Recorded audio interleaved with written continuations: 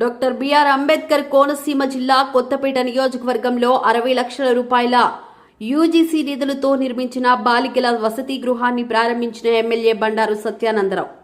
Kothapeta విశ్వకవి Vemana degree కళాశాల ఆవరణలో 60 లక్షల రూపాయల యూజీసీ నిధులతో నిర్మించిన బాలికల వసతి గృహాన్ని ప్రారంభించిన ఎమ్మెల్యే బండారు సత్యానందరావు ప్రారంభించారు. ఈ సందర్భంగా ఎమ్మెల్యే మాట్లాడుతూ విద్యా వ్యవస్థను అభివృద్ధి కోసం మానవ వనరుల శాఖ మంత్రి నారా లోకేష్ అవిరళ కృషి చేస్తున్నారని, గత 10 సంవత్సరాల క్రితం నేను శంకుస్థాపన చేసిన భవనాన్ని మరలా నేడు నా చేతుల మీదుగా ప్రారంభించడం చాలా సంతోషకరంగా ఉందని, 6వ తరగతి నుండి డిగ్రీ వరకు విద్యార్థిని డిగ్రీ కళాశాల, జూనియర్ కళాశాలలో పరిష్కరించి విద్యా అభివృద్ధికి నా వంతు కృషి చేస్తారని ఎమ్మెల్యే బండారు హామీ ఇచ్చారు. ఈరోజు జాతీయ ఓటర్ల దినోత్సవం. భారత రాజ్యాంగ నిర్మాత డాక్టర్ బిఆర్ అంబేద్కర్ కల్పించిన ఓటు హక్కు మంచి పరిపాలనా పాలకులను ఎన్నుకోవడానికి ఉపయోగపడుతుందని, ప్రతి ఒక్కరూ 18 సంవత్సరాలు నిండిన యువత రాజ్యాంగపరమైన ఓటును నమోదు చేసుకోవాలని ఎమ్మెల్యే బండారు సత్యానందరావు కోరారు. ఈ కార్యక్రమంలో విద్యార్థులు, కూటమి నాయకులు పాల్గొన్నారు. బాగుంటుంది, కానీ దాన్ని నడవనివ్వని బాధ్యత నడవనివ్వని పరిస్థితి కూడా మనలోనే ఉంది.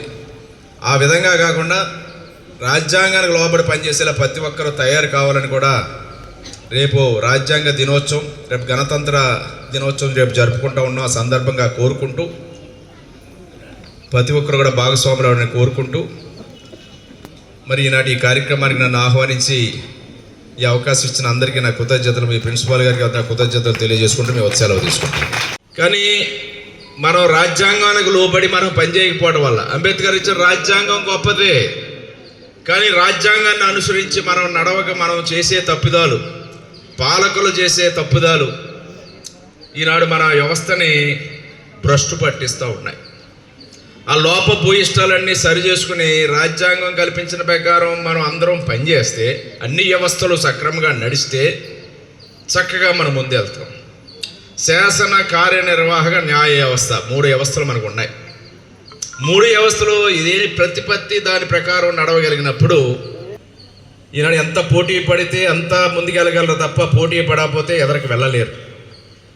ఎందుకంటే కంప్యూటర్ టెక్నాలజీ పెరిగింది, కంప్యూటర్స్ అయిపోయాయి, ఇంకా ఆర్టిఫిషియల్ ఇంటెలిజెన్స్ వస్తుంది, ఏఐ వస్తుంది.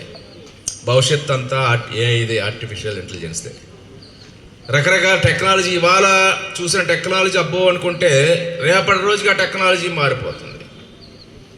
అంతా చేత్తో ఆపరేట్ చేసే డిజిటల్ కరెన్సీ వచ్చింది. ఇప్పుడు సెల్ ఫోన్లు అన్నీ నడుస్తున్నాయి.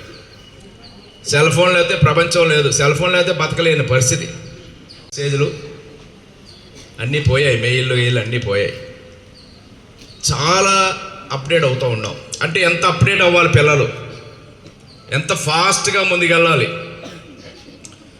వాళ్ళకి తగ్గట్టుగా వాళ్ళకి ఎడ్యుకేషన్ అవేర్నెస్ ఇవ్వాల్సిన పరిస్థితి ఈనాడు అధ్యాపక బృందం మీద కూడా ఉంది, పిల్లల తల్లిదండ్రుల మీద ఉంది. దాంతోపాటు సామాజిక బాధ్యత పెంచాలంటే ఓటు ప్రతి ఒక్కరూ ఓటర్గా నమోదు కావాలి.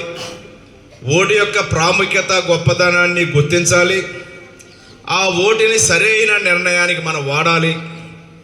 పాలకులు సరిగా లేకపోతే, ప్రభుత్వాలు సరైనవి రాకపోతే నష్టపోయేది ఎవరో కాదు, ఎక్కడో నష్టం జరగదు, మనకే జరిగింది, మనమే నష్టపోతాం.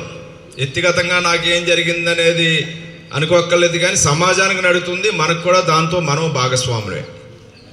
అంటే అది ఓటు హక్కు అనేది చాలా అందరూ ఓటర్గా జాయిన్ అవ్వాలి, కంపల్సరీ ఓటు జాయిన్ చేయాలి.